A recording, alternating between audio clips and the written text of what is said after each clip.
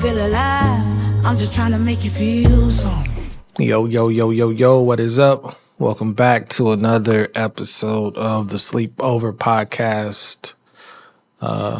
Good to be here. It feels good to be able to get into a better flow and talk to you guys some more. So today I wanted to, before we start, let me go back. I put out 2 episodes last week, episode number 6 and episode number 7, Bad Math and The Illusion. And on the Bad Math episode, I talk a lot about record deals and how record deals are structured and how they are not advantageous for new artists at all. And, shouts out to you guys, because one thing I love about you guys, and I always have from the very beginning, is how much you love to learn. And I know I often use, BTS as like the catalyst for the things that I want to talk about. And I don't want to say teach, because I don't feel like I'm a teacher or anything like that. But just the things that I want to discuss and like kind of give further clarity. And I love that, I can go in multiple directions. And you guys appreciate, the approach for it. And I want to give a couple shout outs. Silver Sunshine 731 with the wonderful comment. And you also mentioned that you will be in Chicago. Yes, we will be in Chicago for day 1 of the concert. And there will be a meetup on Sunday, March the 16th. The RSVP link will be out by the time you hear this. So make sure you RSVP to get the address. I don't like to give out the address of where I'm going to be publicly too far in advance. It will be uptown Chicago. And when I say security precautions, it's not from you all. It is just that I work in the record business, and I have for a very long time. And this is just a lot of things. But anyways, we'll get into that at a later date. But yeah, excited to see you all in Chicago. It'll be a great time. Yeah, thanks for the comments. It's been great. Leave comments. I go through them, and if there's anything that I can answer more extensively that will take me too long to type, I will just answer them in the following episode. So appreciate all the love. There was one comment that I got from someone that said that they appreciate, my output and how much content I'm releasing for everyone, and to make sure that, I don't burn myself out and things like that. And, I really, really do appreciate the concern and things like that. There's one thing that I want you all to get from all of this, going back to last year, when I first started releasing the episodes with V and then doing these podcast episodes, as some of you guys know, especially the ones that like this format, that I took a break from it for a little while. I know when to take a break when I need to kind of get my thoughts together and things like that. And I usually come back refreshed and revamped. And I'm doing this at a pace that is actually very comfortable for me. So don't worry about that. And the other side of that same coin, though, is that you all know I have very big goals. Obviously I want to produce on these BTS comeback albums and solo albums from the members and subunit albums and whatever they do coming up. I want to be a part of that. I also have lots of goals with a U.S. radio artist. I mean, not American necessarily, because Burna Boy or Dua Lipa or Rihanna, they're not American necessarily, but you know what I mean. Western radio, top 40 records. And one thing that I want you guys to gather from everything that you see me doing, whether it's the visual content, the audio, showing my process of me working in the studio, social media in general, tweeting, that's all part of it, is that, I just really want to show you how far a good, healthy work ethic can take you.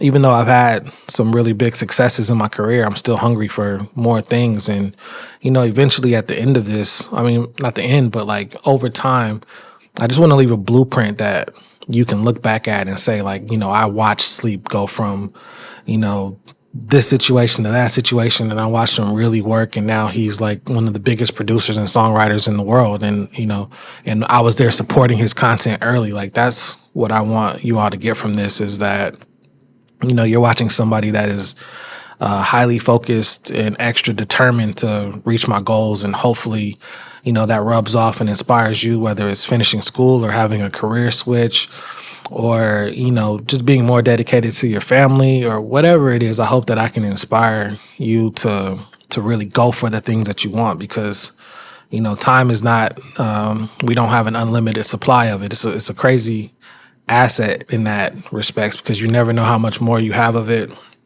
And, you got to just make the most of it. So I hope that, when I do hit the heights that I intend to reach and that I will reach with my career, that all of this content serves as, a blueprint or a source of motivation for you to not give up, for you to keep going.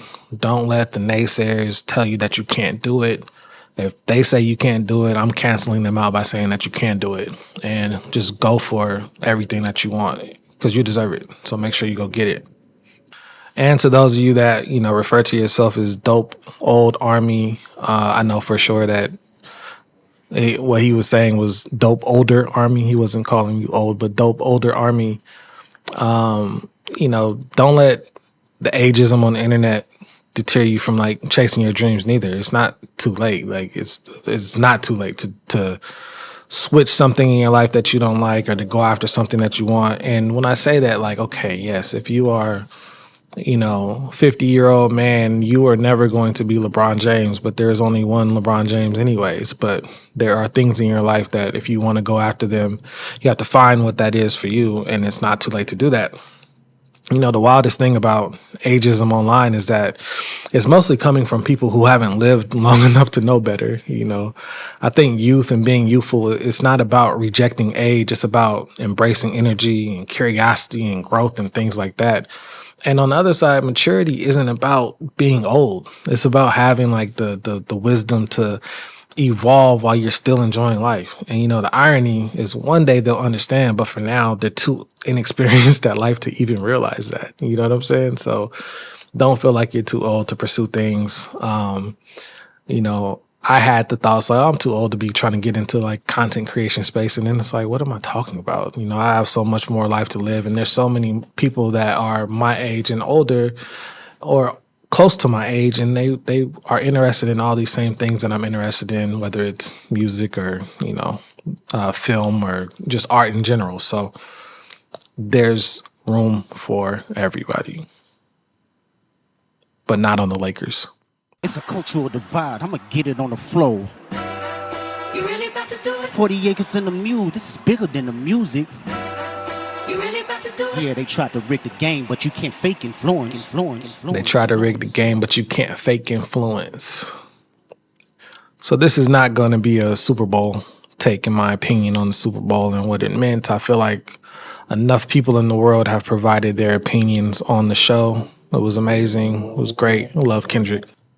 So grab your snacks, get a glass of wine. I don't know what time you're listening to this. If you're on the way to work, get comfortable in your seat. It's a little bit of story time. I want to tell you a little story. And today's episode is talking about Hip Hop Phile, which is an incredible song by BTS.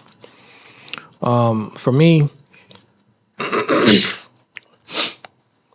so hip hop is just amazing. It's the most influential art form that I've witnessed throughout my time, and it's a commodity at this point, and it's very commercialized, but at its purest form, it is a culture, and one of the cool things about culture is for the people that are born in and of that culture, it's not something that we're ever introduced to. I think Vince Staples had a cool quote where he said something about never being introduced to hip hop, that hip hop was always outside the door, it was always in the house. And that's how I feel from earliest times of riding around in the car with my dad and him bumping Public Enemy in the car. Just hip hop has always been around. It's like a relative. It's like your grandma. Like, I think Vince Staples said something similar. It's like a parent. Like, for us, born in the culture and of the culture, there was never like this moment in college or this moment where like a light bulb went off or a group that introduced us to hip hop in the form of a commodity, and then later, allowed us to understand and get into the culture. It was always the culture that we were born into.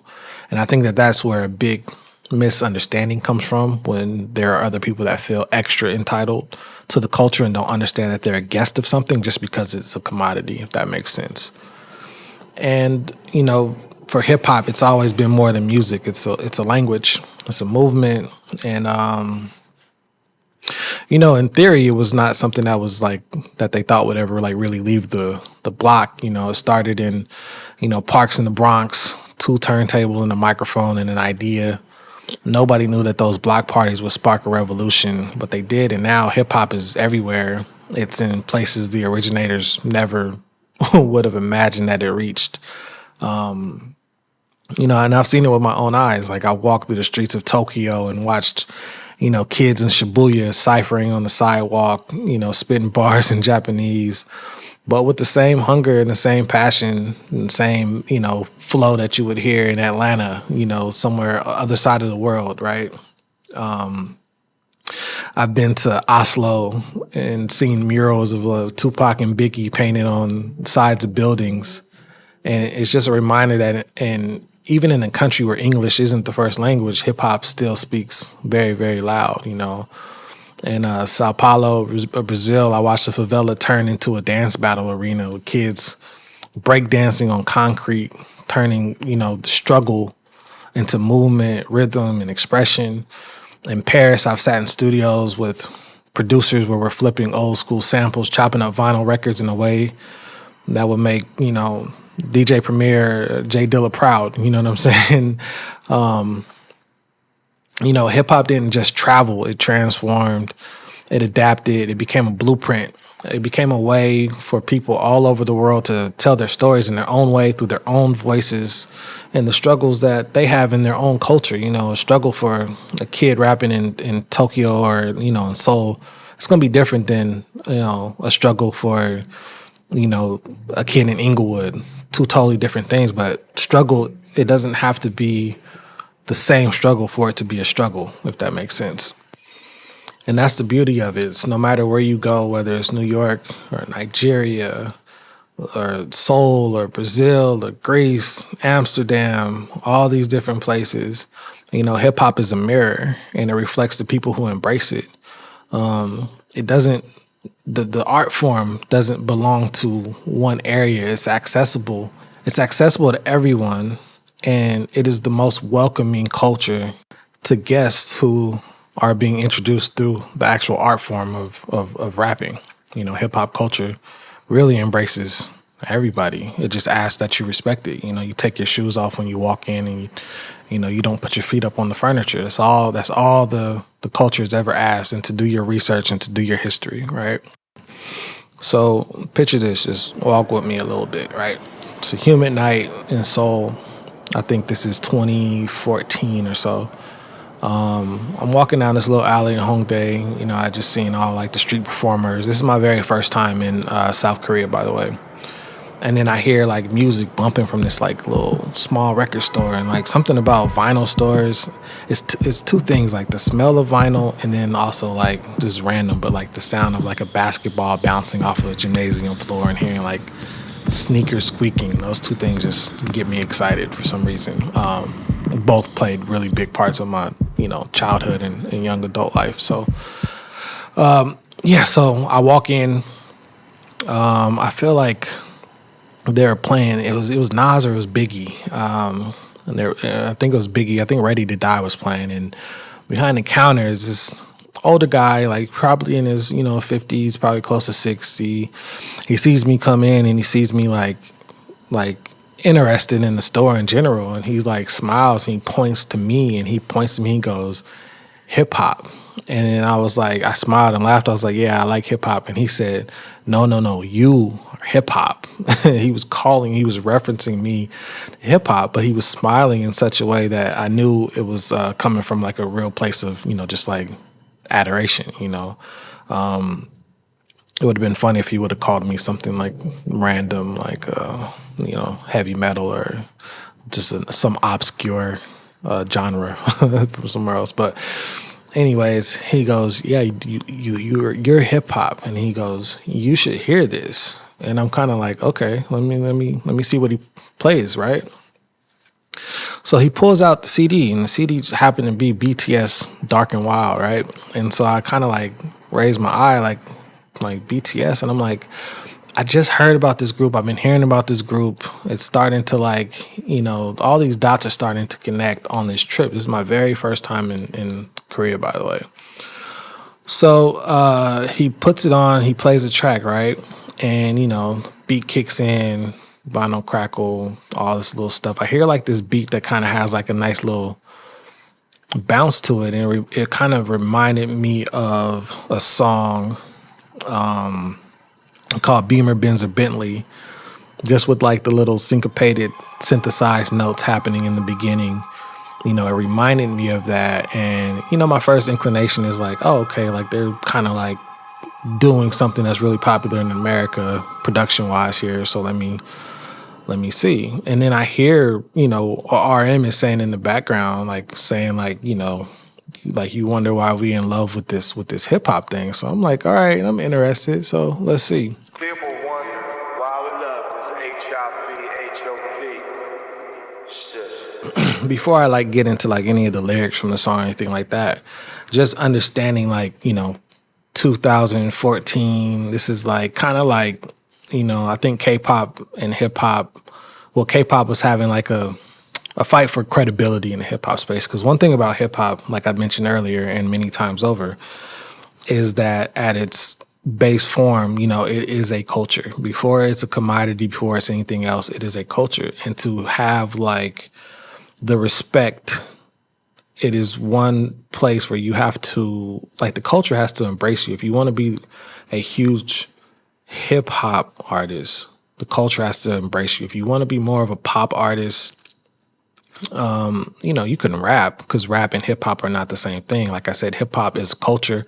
Rapping is a part of that culture. So Post Malone can rap. That does not mean that he is a hip hop artist, right?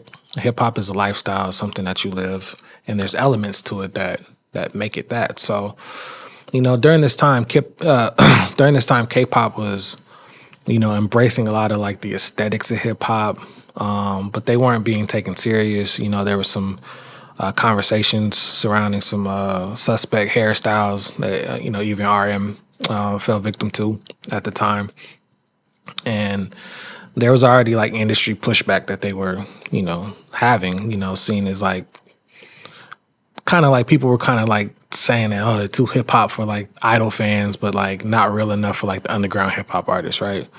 And Dark and Wild was kind of like a way of like proving that they weren't just tourists when it comes to hip hop, right?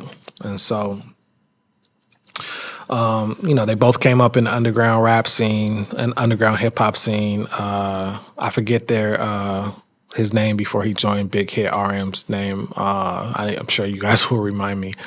And SUGA used to battle under a different name too in his city's rap scene and things like that. So, and even J Hope, like, dancing and breaking and freestyle dancing, this is all part of hip hop when I say that there's elements. So these guys already had the elements of hip hop in their souls, and that's also why J Hope's flow is very rhythmic, because he's rapping like he's dancing, right? So he's hearing the beat from that perspective, and his flow definitely mimics that of someone who can dance, And in my opinion, these kids, they were not copying hip hop. Not even in my opinion. This is a fact. They weren't copying hip hop. They were coming from hip hop. Like I said,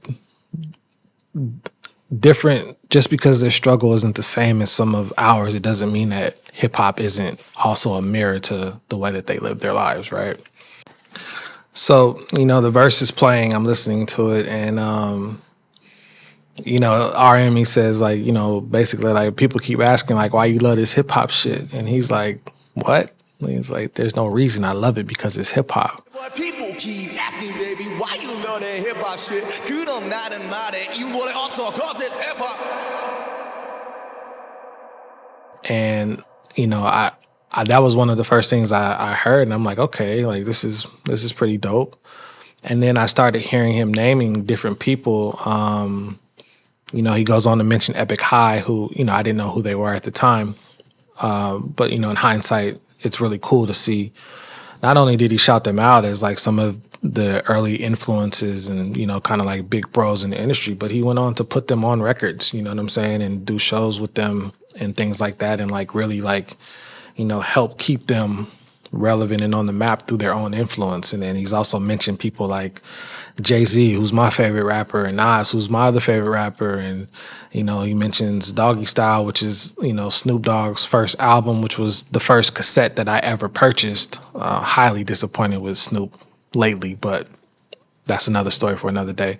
But that's the first cassette that I bought with my own money. I remember going to go buy it, and I felt super empowered being able to buy something that, you know, my mom wasn't like the biggest fan of like some of what Snoop was talking about, you know, because it was just, you know, during that time. But yeah, Illmatic and KRS-One, and I mean, like, I'm listening to this kid mention like what I consider to be real hip hop artists, not just the bubblegum pop stuff that makes it to the radio and has crossover appeal. He's mentioning people that, you know, experts in the culture mention as the greatest hip hop artists. You know, he mentions Ready to Die, Eminem, and The Chronic, that's my favorite album growing up. And then he even mentions the sequel to 2001, Chronic 2001, that's the album that made me start wanting to be a producer. The very first time I heard Still DRE, I knew I wanted to be a producer. And he goes on to name other just absolute legends, from Gang Starr to Eric B. and Rakim to Pete Rock and CL Smooth. And these are not people that you name if you are not listening to hip hop intently, if you are not really like trying to understand and be a part of the culture. There's plenty of other people that he could have named who were way more commercialized and commercially successful during that time frame, you know, that he could have named, but he didn't. He was naming people that were very relevant to hip hop. So other prominent people from hip hop culture who are also mentioned in this song, like I said, Biggie, Tupac, and Nas. You know, SUGA mentions J. Cole, Mac Miller, Kanye, Kendrick, like, you know, ASAP. These are all people who are people that I've loved ever since I've been listening to music, and then people who I adapted to liking as I was, you know, becoming, as like I'm the same age as, you know, the Kendrick Lamars and artists from that era. And to see someone from the total opposite side of the world embrace some of the same people that I enjoy and some of the same influences who got me into wanting to be a music producer and wanting to participate in the art form of the culture. It was very interesting. I was very surprised to be in a little record shop in Seoul and be hearing this kid rap about this, right? So one of the cool things about, you know, this evening is obviously, you know, you're listening to this podcast in 2025, and you know where some of these things end up as far as like my path constantly crossing with BTS in some capacity. But when you talk about, you know, back then with BTS being new and having something to prove, and now they are the best representatives of hip hop culture in Korea, in my opinion.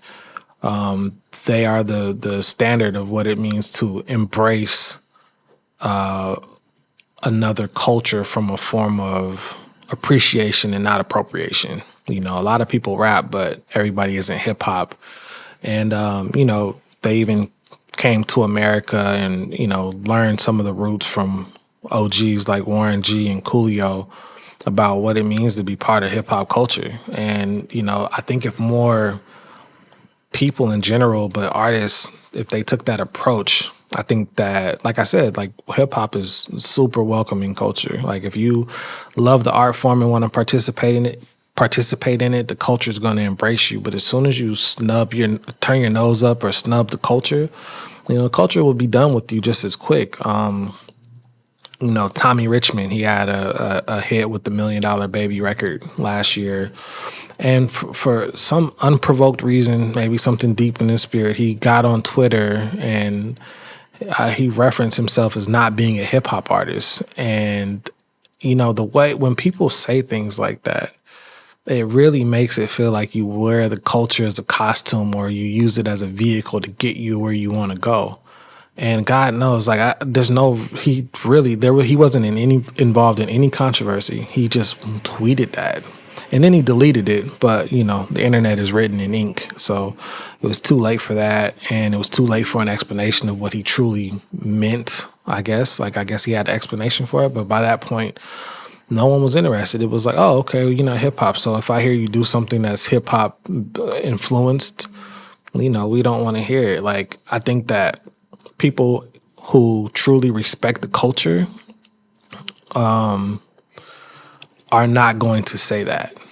People who truly respect the culture, you want people to reference you as hip hop. Don't be referred to as hip hop and then act like it's like something is wrong with it. You're supposed to take pride in that because it is a culture, And so I just seen it happen recently with Jack Harlow. He and the thing about Jack Harlow is in his early music, he did sound very self-aware in some of his songs. There was a song where he said, he understands the optics of how it looks kind of being like the leader of like this rap crew of like black boys from Louisville and the responsibility that comes with that.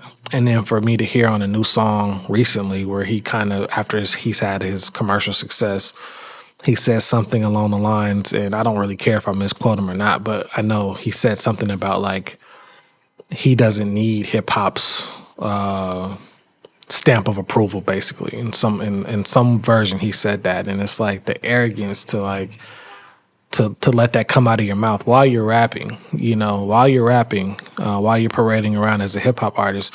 It was disappointing to hear that come from an artist who, at one point, did sound very self-aware of the optics of being a white boy from Kentucky and being like the leader of a rap crew, and constantly growing up and being around all his friends are black, and so I'm not sure how that one slipped out the studio, but it is like I think that people need to be more careful. Just as with any other culture, when you are a guest there, you need to be more careful about how you display these things. And for me, I don't mind it. I want them to be as honest as possible so I can know who I want to support and who I don't want to support. Because if you're telling me that you don't care for hip hop's approval, then, I don't really care to like send you records or try to work with you. I don't want to support your music, and that was a letdown because I liked some of his stuff before he got signed, and there were so many better ways to say that. He could have said that he don't need the internet's approval. I don't need social media's approval. I don't need the haters' approval. These are all people that you don't need their approval. But if you're going to participate and you're going to be a rapper and you're going to participate in hip hop culture, then you do need hip hop's approval. You do need it. You're a guest here, and it doesn't belong to you to use as a commodity. And yeah, I wish more people had that approach. And that's why I've constantly had a deep level of reverence and respect for, the guys from BTS, RM, SUGA, and J-Hope in particular, because they've constantly, over and over showed that they appreciate hip-hop culture. Big Hit as a staff, they've shown how much they appreciate hip-hop culture. P-Dog has shown me how much he appreciates hip-hop culture. So that's why I go hard as being like, their unofficial U.S. cultural representative. I don't even know how to say what I'm trying to say, but that's why I go so hard in like trying to let people know that they're legit. You know what I mean? And just everything that they've done. I mean, even if you listen to J-Hope's Jack in the Box, it's like an ode to 90s hip hop. It's all like breakdancing music, break beats, hard raps. It's just like still. And you're talking about now, these guys are mega stars now, right? Megastar. He can go do whatever he wants. He can go do the most poppiest pop record and try to get Sabrina Carpenter on the chorus and try to do that. But no, he goes and makes a 90s boom bap hip hop album at a time when rappers in culture, that are from the culture, that grew up in the culture, that grew up with hip hop outside of their house, inside of their house, are turning their nose up at different styles like boom bap. They're like, oh no, that's unk music. Like what does that mean? Us old people hip hop? But you got a kid from Korea completely embracing that because that is what his heart speaks to, and he's getting J. Cole features and, you know, different things like that, and, you know, seeing like RM spit New York State of Mind in an interview and just all these different things like that. Like, I know that I'm dealing with people on a professional level and on a fan level that respect the culture that I grew up in and that I come from. And there's never been any like appropriation of culture when it comes to hip hop with BTS. It's always been a high level of appreciation. And so, you know, back to 2014 in the record shop, you know, talking to this OG about music and hip hop and things like that. And, you know, he had no idea that he's playing me, you know, a group that would, you know, become very, you know, pivotal in my music career, right? And the crazy thing about it is, you know, OG behind the counter, like, you know, he'd seen so many different idol groups try and fail to capture like what hip hop really meant and how hip hop could relate to the youth of Seoul, of South Korea. And you know, but on that night in this little record store, he knew something that the rest of the world didn't know yet. And to me, that's amazing. Like, that this BTS CD wasn't just another pop album. It was proof that these kids weren't just playing dress up in hip hop clothes, that they lived it, they studied it, and one day that they definitely become a part of it, right? And so the crazy part is, you know, I'm having this conversation 12,000 miles away from home with someone about hip hop, and he had no idea playing me in this group, obviously, that, you know, 5 or 6 years later, that this group would help change the trajectory of my career. And that's already amazing enough in itself. But the craziest part is that he didn't have any idea that 3 years later that BTS would cover a song that he was a songwriter or a producer for, as he was part of like Seo, Taiji, and Boys, which is one of the very first K-pop idol groups. And BTS covered them in 2017 doing Come Back Home, right? So I'm having this conversation with this guy about music, and years later, I guess you could say 3 years and 5 years later, our admiration for this group that night in the record store also turned into eventual collaborations with BTS for the both of us in two different capacities, with me obviously producing and co-writing My Time for the Map of Soul album, and with him having his, you know, iconic record covered and remade by BTS, which obviously reintroduced them to a whole new generation of people. And, you know, we're just two guys chopping it up in a random record store one night. And yeah, it's just amazing hip hop culture. Like Kendrick said, you know, you can try to rig the game, but you can't fake influence. And there's no doubt about BTS's influence and how global it is. So yeah, I just wanted to take, you know, a few minutes and kind of break down like some of the bars and the influence and why that song is a really important song in BTS's career, you know. And more than that, it's just amazing that like I said, a culture that started in the Bronx now moves the entire world, you know, because hip hop isn't just a genre, it's a passport. And for BTS, they definitely stamped their passport with Hip Hop Phile.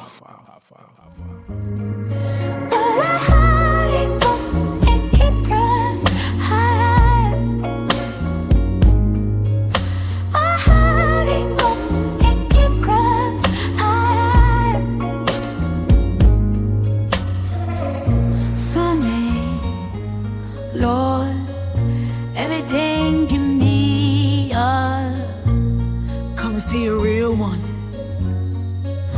Time for you to feel alive. I'm just trying to make you feel something.